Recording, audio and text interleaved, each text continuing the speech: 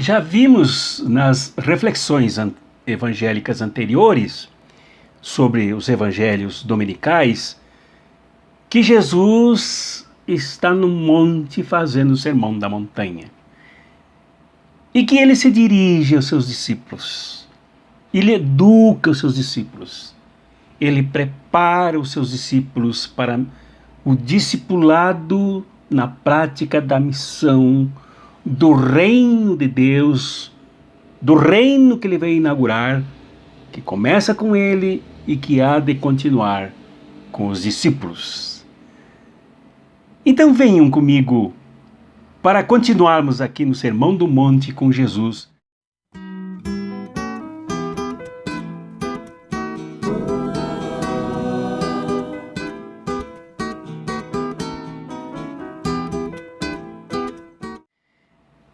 No evangelho deste domingo, 16 de fevereiro, o sexto do tempo comum, Mateus 5, 17 a 37, vemos Jesus falando com seus discípulos, como eu disse na chamada aqui,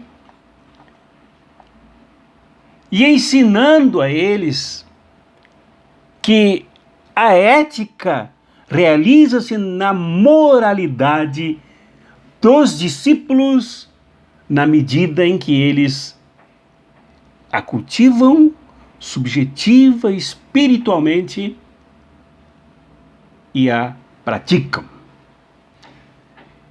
E aí, como esse texto é grande, eu me centrarei em 2 pontos para falar sobre esta ética de Jesus que acontece subjetivamente no mais profundo, íntimo interior da consciência dos discípulos e discípulas e que depois deve se extravasar, se transbordar, desbordar na prática radical dos discípulos e discípulas de Jesus. O primeiro ponto que me fixo aqui é o da radicalização por Jesus do espírito da lei e dos profetas. Isso significa que Jesus não vem inventar nada novo além daquilo que já tinha sido proposto e construído na marcha da libertação, dirigida por Moisés e depois pelos outros líderes que ele também construiu ao redor dele. O espírito da lei e dos profetas, como muito bem ele diz aqui no versículo 17 desse nosso texto. Não penseis que vim abolir a lei e os profetas. Não vim para abolir, mas para dar-lhes pleno cumprimento. Pleno cumprimento. Prática, realização. Isso ele ensinava para os seus discípulos. E por que Jesus se propunha a fazer isso? Porque o confronto do projeto dele, do reino que ele inaugurava, era grande com um setor importante da religião judaica. Aquele exercitado, praticado fundamentalística e fanaticamente pelos fariseus e pelos chamados mestres da lei. Outras correntes que não eram a de Jesus. Eles, os mestres da lei, se contentavam em recitar a lei e exigir que os outros a cumprissem e perseguir quando os outros não a cumpriam. Perseguir atrozmente, arrastando as pessoas aos tribunais para que elas fossem julgadas e condenadas. Então Jesus diz agora, esse tribunal aí, corrupto, que funciona contra somente um lado, contra os pobres, contra os excluídos, contra os injustiçados, a palavra justiça aqui, e o seu contrário, que é injustiça, é fundamental em Mateus e no cumprimento da lei. Então Jesus, em contradição a essa casta, a este elenco de hipócritas, de atores, péssimos atores, que exigem cumprimento por parte dos outros, era grande. E Jesus propõe então que a lei seja construída no íntimo das pessoas, na consciência das pessoas, como eu mostrarei mais embaixo, daqui a pouco.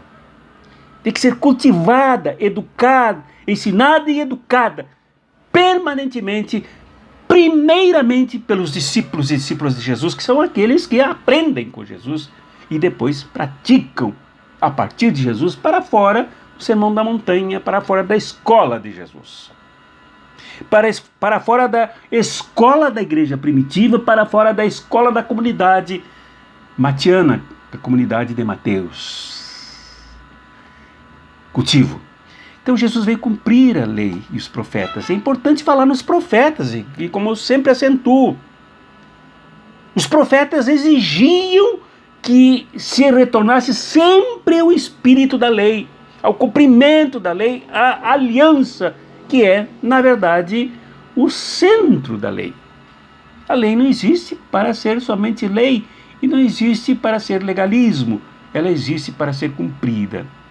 Por isso que mais abaixo, no versículo 19, a terceira ou quarta parte do versículo 19 diz: porém, quem os praticar e ensinar será considerado grande no reino dos céus.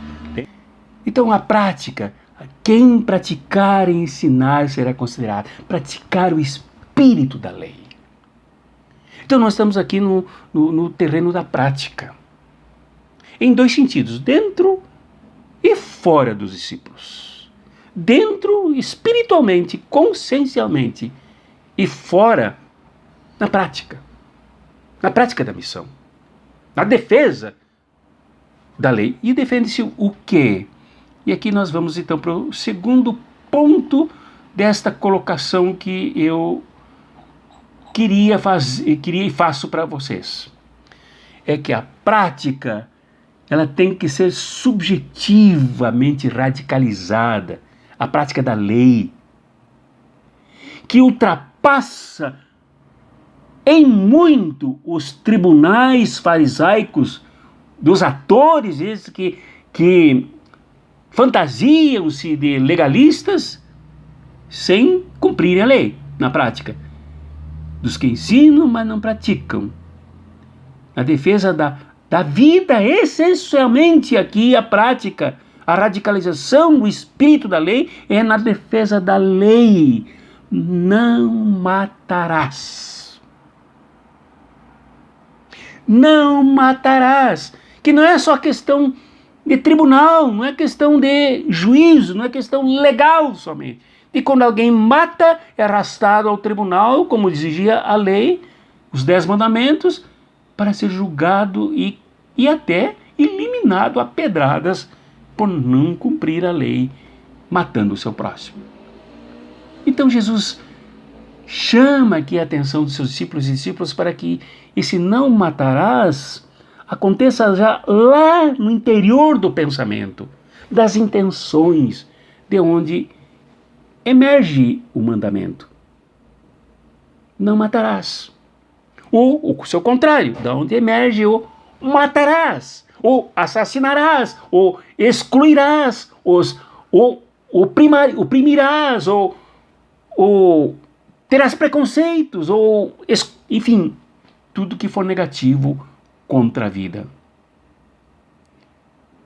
Então por isso que ele diz: porque eu vos digo, se a vossa justiça, olha a palavra justiça em Mateus, se a vossa justiça não for maior que a justiça dos mestres da lei e dos fariseus, vós não entrareis no reino dos céus. Vós que ouvistes o que foi dito aos antigos, não matarás. Quem matar será condenado pelo tribunal. Porém eu vos digo, todo aquele que se encoleriza com seu irmão será réu em juízo. Agora no juízo aqui ético, o juízo moral, o juízo do reino que Jesus veio trazer, não mais de tribunais corruptos, de tribunais falsos, teatrais, hipócritas.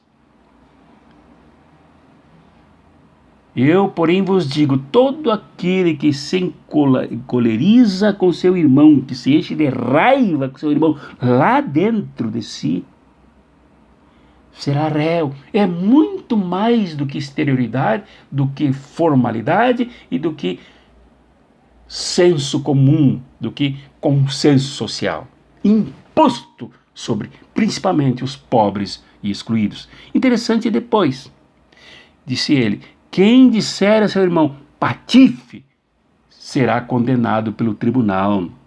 Quem chamar o irmão de tolo, será condenado ao fogo do inferno. Portanto, quando tu, enfim, a recomendação para que inclusive se houver esse deslize que atente contra a imagem do outro, contra a vida do outro, contra a dignidade do outro, haja o suficiente desprendimento interno, em pensamento, em espírito, de pedir para se reconciliar. Pedir para se recompor nas relações. Isto é de um extremo valor no mundo moderno de agora, quando as armas parecem nortear nas mãos dos que cultivam o ódio, cultivam a morte, a antiética de Jesus, até mesmo por parte de cristãos, ditos cristãos, que fazem jogos de arminha, sinal de arminha, para matar o próximo, para excluir, principalmente os que já são essencialmente excluídos. Esta lição de Jesus para o cultivo lá dentro da gente mesmo, da vida e da indisposição de matar, e não só para a indisposição de matar, mas contra tudo que mata.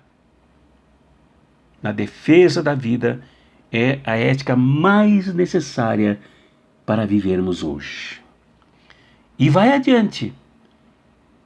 Com relação à própria mulher mesmo, quando a lei se estabeleceu que se um homem adulterasse com uma mulher, casado ou ele casado com uma mulher, ele seria classificado, receberia o veredito de adúltero. Mas principalmente se a mulher fosse chamada de adúltera, ela seria apedrejada em público, como exemplo. Aqui Jesus já disse, olha, se deseja possuir, tornar a mulher um objeto possuído, já comete adultério. Adultera a própria lei, o espírito da lei, aviltando, massacrando a mulher. Esta orientação de Jesus era muito importante, significativo, como é importante para nós hoje, porque assim, solta na lei, muitos a usaram para justificar qualquer violência contra a mulher, dizendo que ela havia se conduzido de forma inadequada, indigna com o mandamento.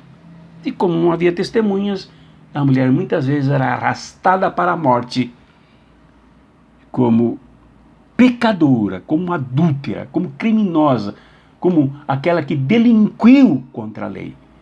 Por isso que aquela mulher, segundo a narrativa de João, foi arrastada perante Jesus para ser apedrejada exemplificamente, porque flagrada em adultério.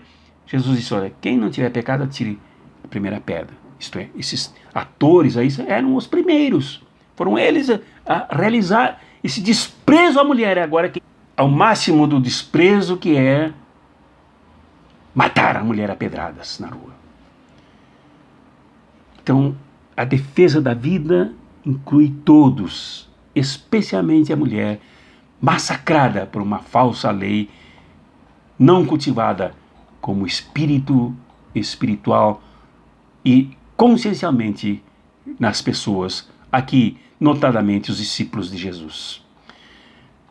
Encerrando, então, é preciso se afirmar, a ética de Jesus vem do discipulado, daqueles que aprendem com ele, aprendem teoricamente com ele como é que se vive a lei.